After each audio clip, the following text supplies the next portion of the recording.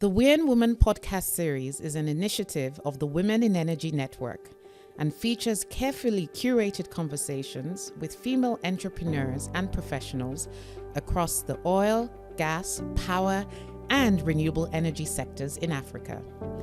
The conversations in this series seek to redefine female leadership in an industry that is still largely male-dominated. In each episode, we interview a WIEN woman about how they did it, what they wish they knew prior to starting, and what advice they have for upcoming ladies in this industry. Get ready to be lifted, empowered, and inspired. Hi, you're welcome to another episode of the WIEN Woman podcast as part of season 2. In today's episode, we are talking to the gorgeous, amazing, powerful, dynamic Dr. Fatima B. Mohammed. So great to be speaking to you. Welcome to the podcast. Thank you so much. It's so great to be here. And you look beautiful. Thank you. So beautiful. Thank you. But Thank you so Dr. Fatima B. Mohammed, I couldn't help but notice a doctor on your name. And you know when a woman comes in with that doctor, you're like, hey, she has arrived. But tell us a bit. So you have a PhD. Yes, I do. In what? Business. In business. Yeah, I have a PhD in business. And so what was your first degree? What was your... So my first degree was in business and management. Okay. My MSc is in management. Business and management. You mean business? I love money. You mean business? You love money. Yeah. I like it. I don't used to even hide it. Like, a woman who knows what she yeah, wants. So you work for Prado Power. Yes, now. I do. And how long have you been doing that? I've been doing Prado Power it's getting close to like 6 months now. Okay, getting so close to a fresh year. and It's new. fresh What and were new. you doing before? So before I was doing relationship management for an oil and gas servicing company. Mm-hmm. So before I moved into transition. Yeah, transition. Into Prado Power. Yeah. No.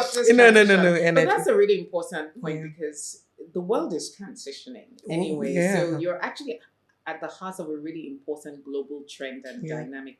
How has that transition been? I would say it's interesting because Prado Power comes with engineers, men that are seasoned. They know what they're doing.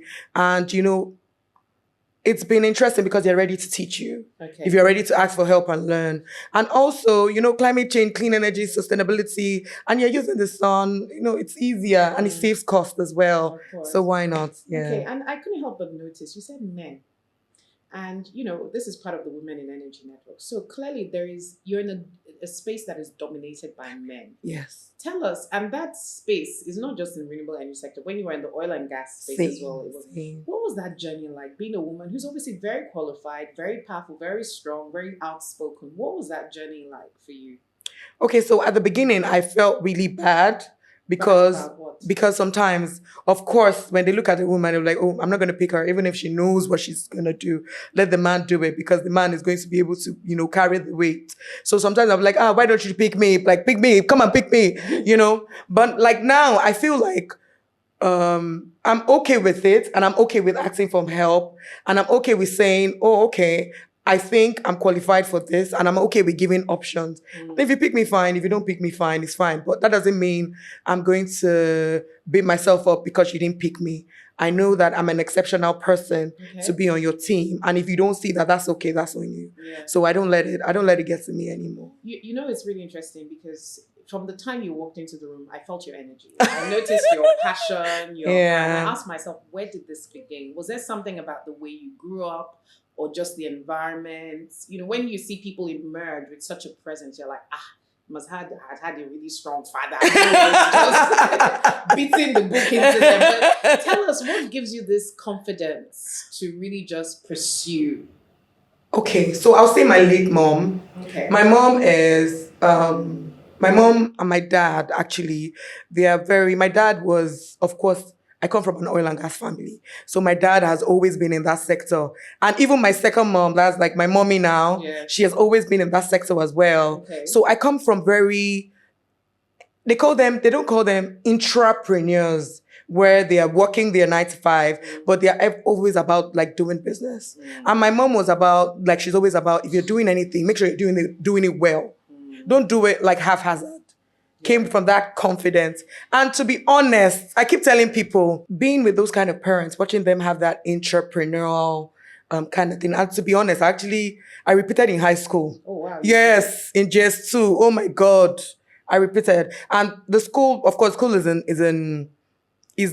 one of the prestigious schools. As that I think even up till now is one of the prestigious schools in Nigeria.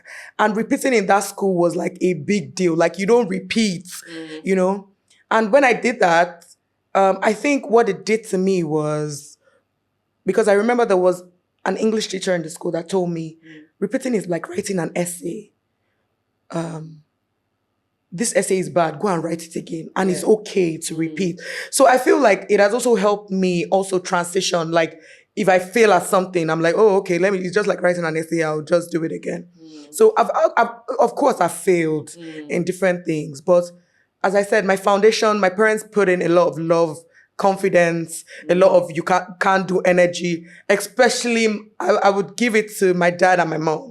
I give it to both of them because they were very intentional in raising me. Yeah. In those days, and I think that's what that's what. Okay, I always say that parents' validation is so important because it actually affects the outcome. Yes, it does. Not just the outcomes, but the way you react to life situations. Absolutely. So that you don't feel like the whole world has collapsed around you. Yeah. But speaking of the whole world and everything, now you're in Prado Power. You're now in a space that's kind of in a sense. Renewable energy is in. Clean energy is in. Sustainability, ESG, all those things. The thing. Well, I would say maybe it's not the in thing, but now we're having this conversation when COP29 is going on. So these are issues that are in the limelight. Can you tell us what sort of the big trends in this space are, and how's that is shaping the kind of work you do? You are the business and project development manager. So what does that look like in an industry that's in? Okay. So being the manager of business and project development for Prado Power, a lot of things are in terms of people are going green. A lot of Nigerians are taking up the state of going green. Like our office in Abuja. We are off the grid. Okay. We have our batteries, we have our panels, it carries our AC. So when I hear people saying, can this thing carry AC? I'm like, why are Nigerians skeptics sometimes? Yeah. I'm like, come to Prado Power. Of course it can carry your AC. It can carry your fridge. You can live with it. You can have it. I feel that because somehow I don't feel the awareness around solar is as much as it should be. You're correct. You are absolutely correct, because I think we need to do more awareness about it. We need to talk about it more. We need to do more conferences. We need to go into because mostly, even at the energy summits that they always have in February, the nice energy summit, Nigerian International Energy Summit, is always around, oil and gas, fossil fuel, which is not going anywhere. So I'm like, okay, why can't we have that conversations of oil and gas and renewable and hydro and, let's have everything. Let's have the mix. Yeah. Then let people choose. We're living in a society where people want to breathe down your neck and say, if you don't do this one, this is the best one. No, your best might not be my best. Yeah, let's give people options. Let's give people options. Yeah. The reality is we have to use our oil and gas resources. Absolutely. That generates the revenue. Absolutely. Right. And that's why I think that also goes back to that being in a male-dominated area, this thing, and they don't pick you. I'm okay with it. They can pick another person. It's fine. So that's the idea I also have now. Like, okay, if you can still have your generator, but you can also have solar as well. Why don't you save money? Yeah. Absolutely. And everybody is looking. There's nobody in Nigeria now that is not looking for how to save money. Absolutely. When you look at the price of diesel, the price of petrol, oh my goodness, inevitable. So, but there's a demographic I'm a bit concerned about. We call them the last mile communities, and you talked about doing mini grids, off-grid, distributed, decentralized. Are the people in the semi-rural and rural areas actually able to benefit from some of the solutions that the Prado Power is giving? Do you know that is why I love Prado Power? Because we started from the rural communities. Okay. If you go to Prado Power's YouTube channel, you will see the work that has been done. The work that has been done prior. Prado Power is all about impact. So the rural communities benefit. Imagine a community that has not seen light.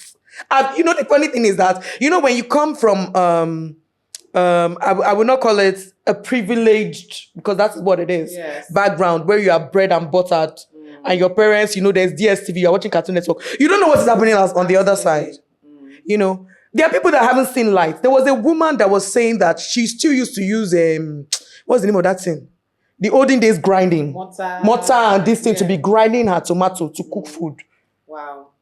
So when Prado Power gave them light, their grinding machines are working. We have an agro processing hub for them that, everything is powered by solar.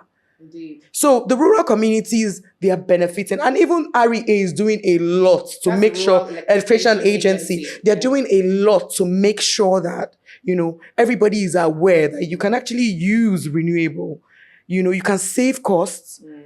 In short, even the pharmacist was saying she can't remember the last time she saw light.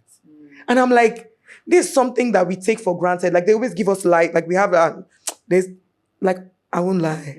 I always tell my brothers, I'm like, God bless you people for me. Because there's 24 hours light. It doesn't blink. Yeah.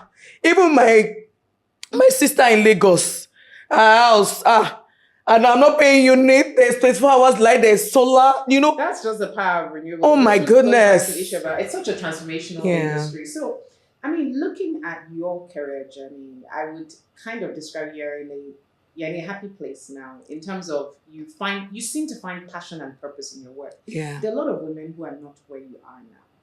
Not that life is perfect, because we all go through our challenges. But what advice would you give a woman who's trying to just marry that passion and purpose with work, where it seems like there's no road, they're trying to pursue a business, their career is not really moving? What are some of the things that helped you to stay the course? Okay, so I'm going to speak for myself and my journey and what actually maybe might resonate with someone, maybe might not. But for me, I realized that multitasking kills a lot of things. Okay, what do you mean? So when you're doing this at the same time, it kills a lot of things. I realized that. I also realized that you can have it all, but it might not be all at the same time. Yes. But you can have it all. It might not come at the same time. Like, I remember when I told my friend, I want to be an author. He said, when will you be an author? You well book, can you write? But it happened, but it was not at that particular time. Right. So I think you need to embrace the fact that all your dreams are valid and you have everything you want, but you might not have it at the same time. So you need to focus. And I think that is where I also want to give a mini instance. I remember we're having a meeting with one of the big partners that we wanted to. And, I was there with my COO of the company. And they asked the question that, do you guys do this? I say, yes, we can do it. And he said, no, we don't do that. It was in my head, I said, this one just wants us to lose this business now. We can't do it. I said, I now went to him. I said, but what, sir, why did you say we can't do it? He said, don't say what you can't do. Because people will go and verify. They'll check your track record. They'll see what you've done. If you can't do it, it's okay.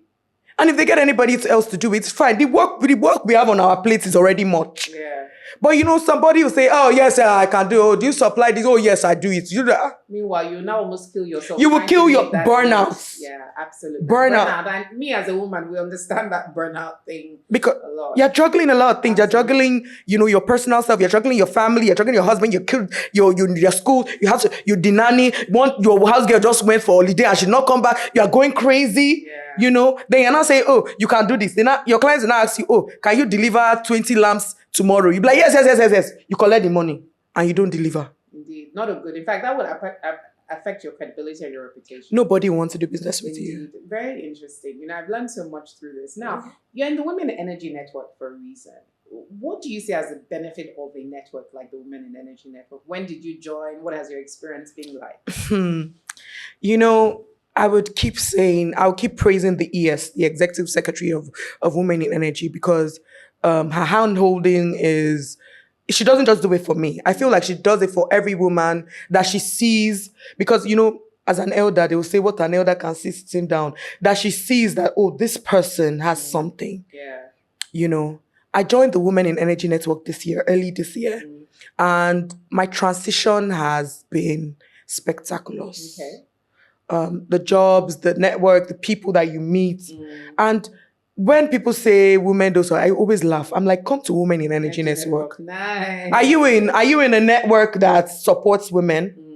We are not women that are coming to pull you down or anything. Come, we celebrate women in Energy Network.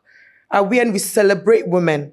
We love when women are moving forward. If you want to do partnership with anybody, and people like people that deliver value. Absolutely. If you're not giving value, you are coming as a new, nobody's going to give you anything. But you're coming to a network of women that have value. Yeah. Of course, you're going to get what you want. So I'm going to remain in this network forever. I don't, it's not something, amen to that, by God's grace. I'm going to remain. And I like that we have to shout out to Asanimo. As in Mrs. Asanimo, engineer, Asanimo Onezi. She actually has a solar Mrs. powered battery. Oh my goodness. Gives her on the, I don't know how to, I don't know. Sometimes do you know, even in Abuja, I call her, I tell her, if you have any engagements in Abuja, just let me know. You'll help. I'm ready for you. Fantastic. You know, Dr. Fatima B, man, I wish we could go on. Yeah. But I guess my final question is, what is the vision? What is the goal? What is next for you on this journey? I know you started your energy transition. I feel like it's also a Dr. Fatima B, Mohammed transition. Yeah. But where is this all going? I think is to always just, for me, I'm exactly where I need to be honest. This was a dream for me, and it has become a reality. So now I think it's just talking about Prado Power, preaching climate change, renewable energy, sustainability, and remaining in the energy sector. Because of course, you're always going to be seeing Dr. Fatima B. I'm not going anywhere. I came from parents that were in the energy sector, and that's what I know. So that's what I'm going to be in. Yeah. In fact, we don't want you to go anywhere. I have no doubt, judging by your passion, your energy, the value you bring to the table, I'm sure it's going to be a fantastic journey. I can't wait to see how the story evolves. So we've been talking to Dr. Fatima B. Mohammed of Prado Power. Thank you for joining us on the WIEN. Thank you so much for having me. Thank you. Thank you.